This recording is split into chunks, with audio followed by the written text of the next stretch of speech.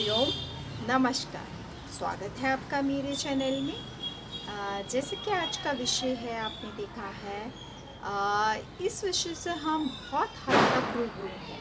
कई लोग इसका जीवन में बहुत ज़्यादा एक्सपीरियंस कर चुके हैं, बहुत ज़्यादा इस तरह की परेशानी से परेशान हैं, पर उनको उसका एक प्रॉपर सॉल्यूशन नहीं मिल पाता है कि इस परेशानी से निकलने के लिए क्या करना चाहिए। तो ये बहुत कॉमन विषय, पर फिर भी हम इसके ऊपर ध्यान थोड़ा कम ही दे पाते हैं। तो मैं बात कर रही हूँ कॉन्स्टिपेशन अर्थात कब्ज़ की, क्योंकि कॉन्स्टिपेशन एक ऐसी समस्या है कि कभी ना कभी सभी व्यक्ति इससे कभी ना कभी अपने जीवन में जूझते हैं। कोई कम जूझता है तो कोई बहुत ज़्यादा, या फिर कोई पूरा जीवन ही इस परेशानी से जूझता रहता है, पर वो इस समस्या से बाहर नहीं निकल पाता। उसी समस्या से बाहर निकलने का कोई समाधान नहीं नज़र आ पाता है। कभी कोई क्या सॉल्यूशन बताता है तो कभी कोई क्या सॉल्यूशन बताता है, और हम हर तरह के सॉल्यूशन को करने के लिए मजबूर हो जाते हैं, पर फिर भी हमें इसका एक प्रॉपर समाधान नहीं मिल पाता कि हम इस समस्या को कैसे क्योर कर पाएँ, कैसे इससे निकल पाएँ। तो आज हम इसी विषय पर चर्चा करेंगे कि कॉन्स्टिपेशन क्या होता है, कॉन्स्टिपेशन क्यों होता है, उसके लक्षण क्या हैं, और इसको क्योर करने के लिए क्या क्या तरीके हम अपने डेली लाइफस्टाइल में ला सकते हैं। तो सबसे पहले हम बात करेंगे कॉन्स्टिपेशन। हालांकि इसको एक बीमारी का स्वरूप दिया जाता है, जो कि बिल्कुल गलत है, क्योंकि कॉन्स्टिपेशन कोई बीमारी नहीं है। This is a lifestyle disorder. एक लाइफस्टाइल से संबंधित एक डिसऑर्डर है जिसको हमें ठीक करना है, क्योंकि यदि हमारा लाइफस्टाइल कहीं ना कहीं बिगड़ा हुआ है, हमारी जीवनचर्या कहीं ना कहीं ठीक नहीं है, हमारी दिनचर्या ठीक नहीं है, तो हमें इस तरह के कॉन्स्टिपेशन कब्ज संबंधित रोग घेर लेते हैं, और हम इसकी लंबे समय तक इससे रिलेटेड मेडिसिन खाते रहते हैं, इसका इलाज करवाते रहते हैं, पर हम इसका कोई क्योर नहीं कर पाते, एग्जैक्ट क्योर नहीं कर पाते। तो आज हम बात करेंगे कि कॉन्स्टिपेशन एक बीमारी नहीं है। कॉन्स्टिपेशन एक लाइफस्टाइल, लाइफ मैनेजमेंट डिसऑर्डर है। यदि हम लाइफ मैनेजमेंट को सही करते हैं, अपनी दिनचर्या पर पूरी तरह से काम कर लेते हैं, तो हमें कभी भी कॉन्स्टिपेशन की प्रॉब्लम नहीं हो सकती है। अब कॉन्स्टिपेशन होता क्यों है? ये एक जो हमारा डाइजेशन सिस्टम है, यदि वो कहीं ना कहीं गड़बड़ है, और वो हम जो भी खाना खा रहे हैं, जो भी भोजन हम ले रहे हैं, वो पच नहीं रहा है ठीक से जाकर हमारी आंतों में, जो कि बड़ी आंतों, छोटी आंत जो उसको पचाने का काम करती है, हमारी जो इंटेस्टाइन सिस्टम है उसको पूरी तरह से डाइजेस्ट करने का काम करती है। तो उन्हीं आंतों में इस तरह की इंफ्लामेशन क्रिएट होती है, क्योंकि आंतों का जो मल है, आंतों में फंसा हुआ मल है, वो पूरी तरह से साफ़ नहीं हो पाता। हमारी जो आंतें हैं वो पूरी तरह से साफ़ नहीं हो पाती, वो धीरे धीरे इस परेशानी की तरफ होती रहती है, और हम इस तरह से कॉन्स्टिपेशन के शिकार हो जाते हैं। क्योंकि यदि हमारा जो लोअर सिस्टम है, हमारा जो इंटेस्टाइनल सिस्टम है, वो क्लीन नहीं होगा, तो वो बहुत सी बीमारियों को क्रिएट करेगा, जिससे कि हमारे दिनचर्या में हमें बहुत सी परेशानियों का देखनी पड़ेंगी, और हम इसका कोई एग्जैक्ट सॉल्यूशन नहीं ढूंढ पाएंगे। तो सबसे पहले तो हमें अपनी दिनचर्या को ठीक करना, क्योंकि दिनचर्या से संबंधित समस्या है, तो हमें अपनी दिनचर्या को ठीक करना पड़ेगा। खाना और भोजन समय से हमें लेना पड़ेगा। क्या भोजन हम ले रहे हैं वो हमें देखना पड़ेगा। यदि हम एक्सेस मैदा से संबंधित बहुत ज़्यादा खाद्य पदार्थ अपने भोजन में शामिल कर रहे हैं, तो वो भी हमें कॉन्स्टिपेशन देगा, जो कि हमारी आंतों के लिए भी बहुत ही हानिकारक हो सकता है। तो जब भी हम आंतों में हमारे मल फंस जाता है और वो नीचे की तरफ नहीं जा पाता, तो ये सिचुएशन हमारी कॉन्स्टिपेशन कहलाती है। अब हम इसके लक्षणों पर बात करेंगे कि इसके लक्षण क्या हैं। इसके लक्षण हैं बेसिकली कि जब भी हमें लगता है कॉन्स्टिपेशन है, तो हमें अपने लोअर बैक में मोस्टली पेन फील होगा। लोअर बैक हमेशा बना रहेगा, हमेशा मूड स्विंग रहेंगे, कुछ भी खाने पीने की इच्छा नहीं होगी, और एक्सेस गैस्ट्रिक प्रॉब्लम हमें घेरेगी। तो ये तो हमारे इसके लक्षण हो गए हैं कि जब भी हम कॉन्स्टिपेशन से जूझते हैं। इसके अलावा हम एक कॉन्स्टिपेशन को दो कैटेगरीज में डिवाइड कर सकते हैं। एक तो है क्रॉनिक कॉन्स्टिपेशन और एक है आपका एक्यूट कॉन्स्टिपेशन। एक्यूट कॉन्स्टिपेशन जो कि आपको अभी अभी यदि कॉन्स्टिपेशन की समस्या हुई है, अभी अभी आपको ऐसा लगा कि आपके मोशन 2-3 दिन से पास नहीं हुए, तो वो आपका एक्यूट कॉन्स्टिपेशन में आ जाएगा।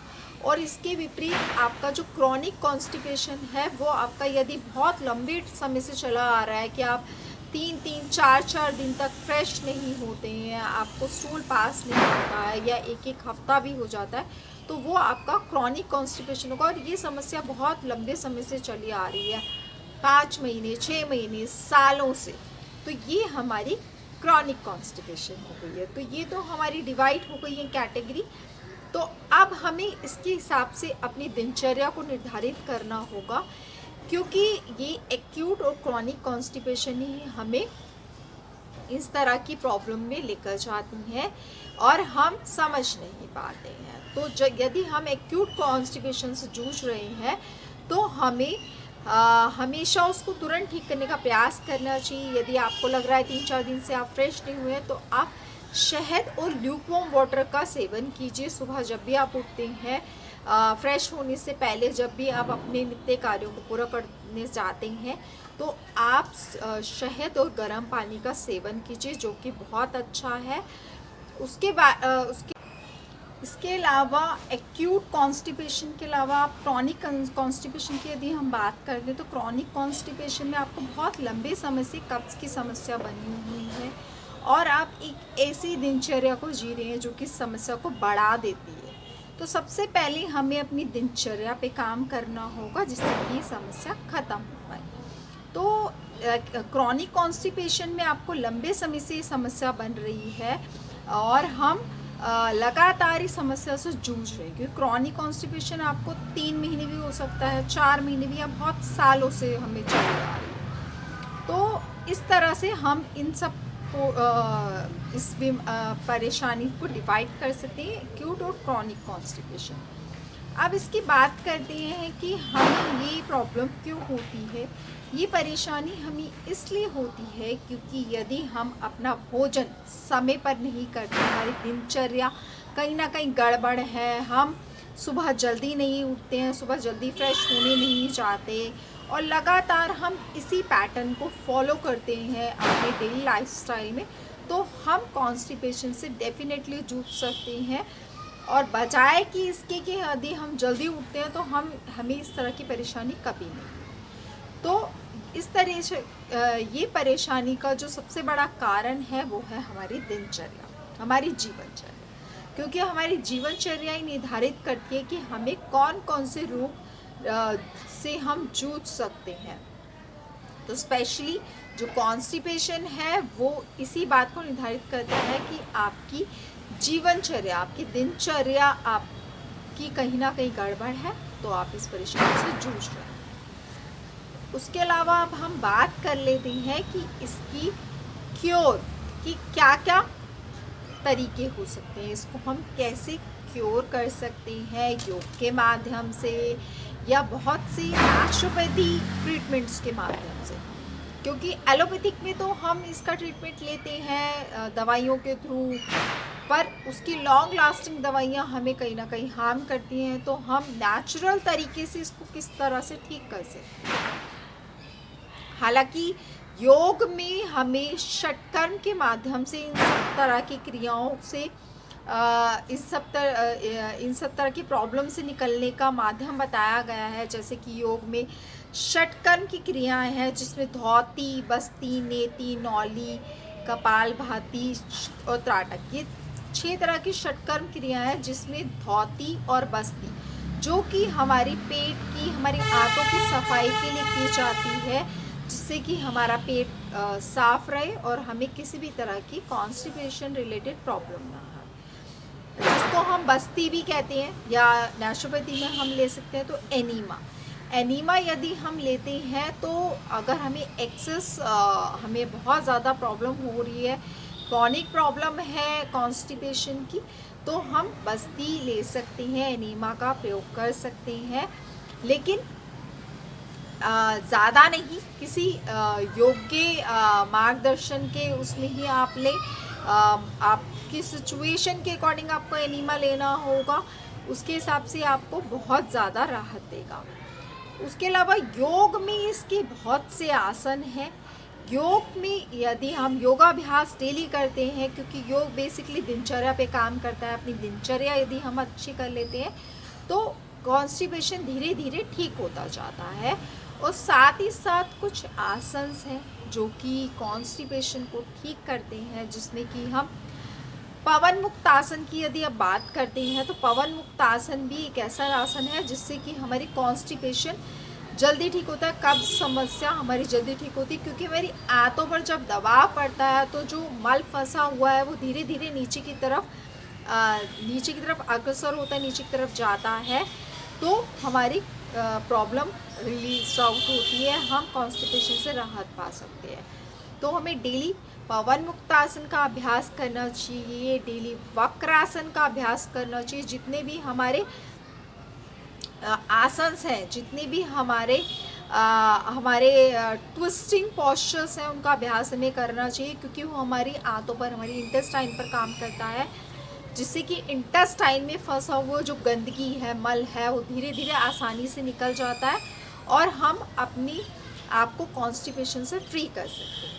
तो ये तो हो गए आसन्स, जिसमें हम और भी आसन्स ऐड कर सकते हैं, जितने भी ट्विस्टिंग पोस्चर्स हैं, लाइक वक्रासन हो गया, आपका अर्धमस्तेंद्र आसन हो गया। तो ये सारे आसन्स आपको इस परेशानी से निकलने के लिए आपको पूरी तरह से राहत देते हैं, इससे आपको निकालते हैं। तो ये हो गया कॉन्स्टिपेशन से रिलेटेड कि आपको कॉन्स्टिपेशन है तो आपको क्या करना चाहिए।